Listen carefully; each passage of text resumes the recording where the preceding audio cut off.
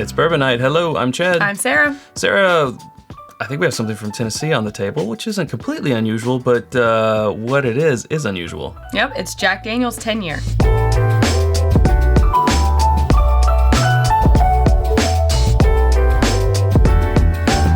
Jack Daniels. Now, you know, this is the second episode ever in our... I feel like you're very uptight about doing anything that has to do with Jack Daniels. Baby, I'm loose. I don't know. This is only the second episode ever in our storied 5-year history that we've done a Jack Daniels episode. Now, well, that's not true. I think we did an Advent Calendar episode about a Jack Daniels. Yeah, you're Don't right. be telling lies You're to right, them. you're right. But what I was getting at is ever since our...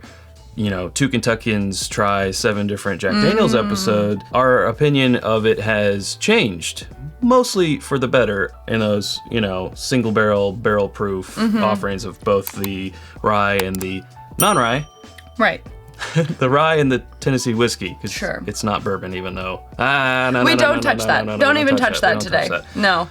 But here is something new, and we thought we'd give it a try. We did. It's pretty exciting. This is the first 10-year release that the brand has done in over 100 years, which is pretty impressive. 97 proof, gotta respect it. Yeah. So higher than their standard 80 proof, a little higher than their single barrel select at 94 proof, and the age is about doubled or more than doubled. The normal old number 7 Jack Daniels is typically around 4 to 5 years. It's not age stated, but that's generally where they take it from, this being 10 years. And this is a blend of about 200 barrels. Yeah. A little bit more. Also, speaking of age, their single barrels are typically 5 to 7 years. Okay. So this is even older than that. So I probably have never had a 10-year-old Jack Daniels product in my whole life. Another thing about this is typically always when they pull barrels for the old number 7, they're pulling it from all different parts of the warehouse. All of like their 90 warehouses are pulling it from first floor, second floor, all the way up to the top floor, all around and batching it. That makes sense though. With this, they stayed at the top level for 8 years, and then they came down the last 2 years to kind of chill out, I guess. So they moved them. Top of the warehouse to you. Yeah, there's two locations of the warehouse for the aging. 8 years on the top and 2 years down below. Interesting. Okay. Yeah. There we go. I mean, I do get some of the traditional Brown-Forman-ness Bananas on the nose. It's like that fruit, toasted sugars, But it's nice and kind of syrupy. Nice. So I think if you gave this to me blind on the nose, I would probably say this is something from Old Forester. Yeah. It smells more Old Forester-y to me than the typical Jack Daniels. Old Forester made by Brown-Forman, Jack Daniels made by Brown-Forman, or owned, I should say. You could even also make an argument for Woodford, but I think it's giving me Old Forester notes. Yes. Also Brown-Forman. Woodford, also owned by Brown-Forman. Oh, listen. Yeah, it's got that orange typical nose, but where on like the old number 7 or even some lower proof Old Forester stuff, it's sort of like a really thin type of banana and more artificial, like a banana. We say banana runts. This is more... You say. Yeah, I say. More like boozy banana bread. Yeah. And I still get orange zest, some dark sugars, some toasty oak, which is making me feel more like Old Forester, because that's the notes that I would use to describe that. And I think I'm getting some of the age on the nose too. There's a little bit of light tobacco leaf, maybe poking its way into the leather territory. Mm-hmm. Pretty oak. good. Yeah, pretty good nose. Yeah. All right. Shall we discover? Yes, let's discover. Cheers to you. I'm gonna need a second sip of that. Wow. My palate's just waking up. Apologies. That's hitting to whiskey. A little waking up to whiskey. Waking up to whiskey. I like that. Welcome back to Waking Up to Whiskey. We got weather here in 10. That's the show that you want to promote. I don't think that's what people want to wake up to. Yeah, maybe not. I'm getting a lot more perception of proof off that first sip than the 97 that it is. Like, I know it's not too far away from 100, but I would say, I think it's base 100, maybe up from there, 105, something like that, 107. Pretty decently, second sip Sarah has got in for her second sip, as per usual. I do think it has sort of a decently long finish. All right, my second sip here.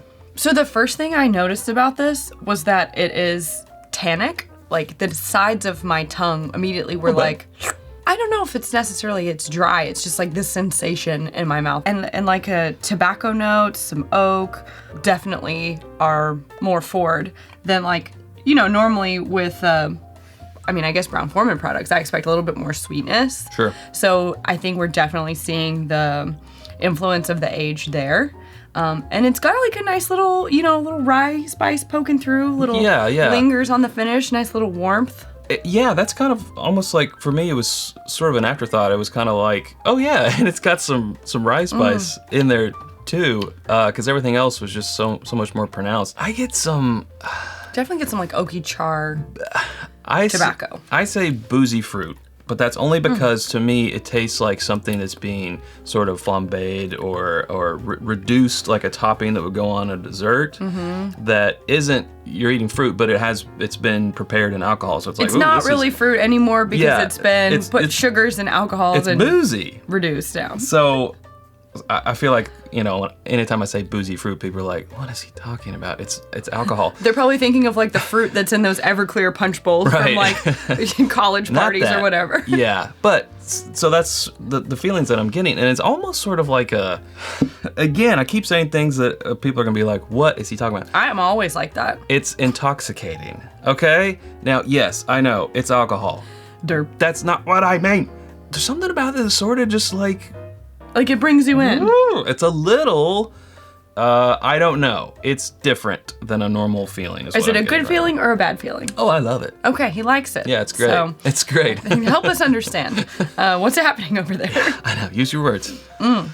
Yeah, I will say even the tannicness of it, really it carries through like from the initial sip to the finish. So, which again, I think is like probably a result of sitting in the wood for longer, right? It's getting those tannins from the oak. So not unusual. It's just like, I don't always get that on stuff that's age dated this high. So it's different. And again, not something I normally expect from Brown-Forman. Usually the sweetness, very sweet, sugary fruit, brown sugar, syrups, things like that. Agreed. Bananas and what have you. Yeah, nice long finish. Lots of the barrel and the sweetness definitely stays there, but it's it's there's still some of that up front. Yeah, it's much more of a darker, almost syrupy type of sweetness. I'll tell you what, let's let it sit here in the glass. Might have to get you a little bit more, just Sarah. a little bit more. And we'll let it sit in the glass and open up for about 10 minutes, and then we'll come back and talk more about it. But while we wait, we want to tell you about our home on the internet. It's whiskyambitions.com. It's where you can get the t-shirt that I'm wearing, the hoodie that Sarah is wearing, very cozy, the glasses that we're both drinking from, the water glasses we're both drinking from. We also have rocks glasses, copitas, candles, challenge coins, lenses. I always feel like I'm forgetting something, but all that. Okay. They can go there and find it. Yeah, all that and more always coming soon. That's whiskyambitions.com. You can go, Okay. And action. You can visit patreon.com/itsbourbonnight and become a patron for as little as $1 a month. Our patrons get access to our barrel picks, first and sometimes only access. They also get the chance to go on a barrel pick with us, whether it be virtual or in person, depending on the level you're in at. They get after the episode exclusives like another round with Chad and Sarah, which is what we'll do after this, and more. Do you know we've done 15 barrel picks so far this year? That's insane to Crazy. me. And even more coming next year. Be right back. And we're back. And the whiskey is back. The whiskey never left. Sat here for about 10. Never even left us. Coming back to the nose, I'm getting more like toasted, almost burnt marshmallow and like, reduced brown sugars and just nice sweetness, but also the oak, also some tobacco. Yeah. It's just a nice balance of those things. I like it. Really getting that reduced, sugary, flambé dessert type of vibes with this nose. I'd say as you become more acclimated to it, like the level of, the level of tannicness? I don't know. Just pick one. It definitely like hampers down at first, but I think it still crescendos to the finish. Like I'm just getting like sides of my tongue and then like very back of my mouth. Like again, like if you had a really strong tea and sipped it, the way that it feels dry, but it's not dry, because obviously it's liquid, so it's not dry in your mouth. Drying. If that helps. Yeah. No, I definitely sort of get a little bit of a black tea note yeah. on this as well. I gotta say, it's pretty enjoyable. I wouldn't say it's quite as the level of the single barrel proofs. Now with those, we found some variances. We found ones that like really knocked our socks off, and others that were fine. And what do those run? Can you remind me? Well, if you can find them, they're around $65, $70. Of course, with them being so scarce, a lot of times your store will kick that price up. Or you just can't find them to pay that money. Or you just can't find them. Now this, $70 MSRP, that is, we may have paid a couple bucks higher than that, but that's what this is. Now you could be saying, why would I basically pay the same amount for a 97 proof or a barrel proof? And they're both limited. This was actually hard to find as well. So you do have that. And I don't know, with this just being new, like how hard it's going to be, or if it's going to get the secondary treatment. I would imagine it might, if positive reviews like this about it come out. So it is sort of a age versus proof thing. Again, those are typically around, they say 5 to 7 years. This is a minimum of 10. So it's sort of tough. And it's been so long since we've had one of those single barrel proofs. It's kind of hard to remember. I remember really liking it. Yes. But again, this is drinking higher than that 97 proof. Yeah, it's feeling more like 100-ish. I know that's such a small difference, but when mentally, when I think of like being in 90 proofs and being in 100 plus proof, it is a stark divide. So are we at that time of the evening? I think we are. Yeah, recommend or not. Now this is $70 MSRP. Okay.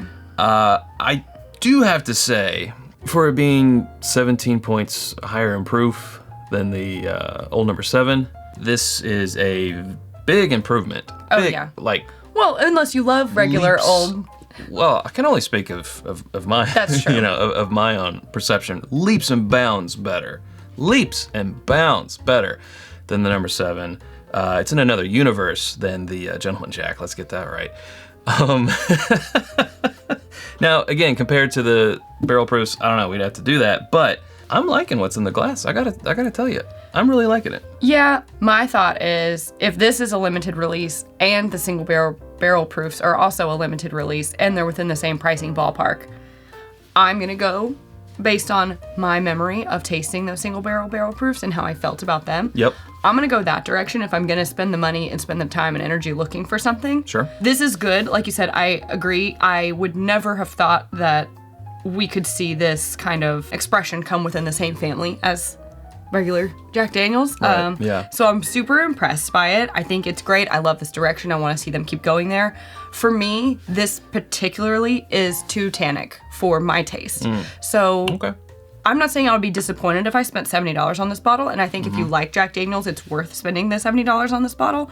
What's inside is quality. Me personally, that tannic is just not for me. Okay. It's not off-putting, but I found it distracting when I'm trying to sip it. So I would probably pass. Okay. For me, I'm not picking up on those tannins as much as you are. And you know, for me, a dry whiskey is a killer.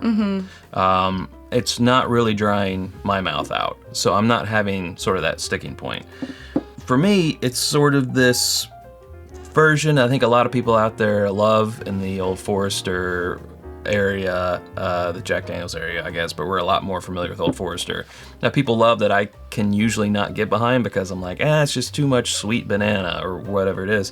This is like that expression where it's like, okay, now hold up. This I can get behind. Like, it's got those whispers of that profile that everyone else is talking about, but it's also got the richness, the oak, the little bit of leather, basically the chutzpah behind it, where I'm like, okay, I can get behind this thicker type of fruitiness banana type of profile. So for me, I'm gonna give it a recommend. Okay. Who would have thought?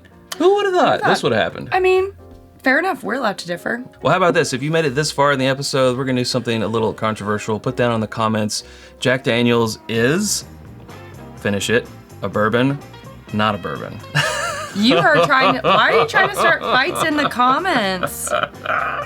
Insert answer below. Yeah, insert answer below what you think Jack Daniels is. He's really trying to start a fight on the internet. The Great Debate. The Great Debate. You can also just put the Great Debate in the comments too if you don't want to get in a fight with a stranger. Yeah, if you don't want to put your thoughts Jeez. down on the internet. Just put the great debate down in the comments. Fire. Make gasoline. There you go. But hey, if you haven't subscribed to us already, we'd love to have you come on over. You can click right up here. There's suggestions of other videos right down here. We hope to see you over there one of those. Thanks, Sarah. Thanks, Chad. Okay. Until next time. I'm gonna say bourbon though. Drink more bourbon.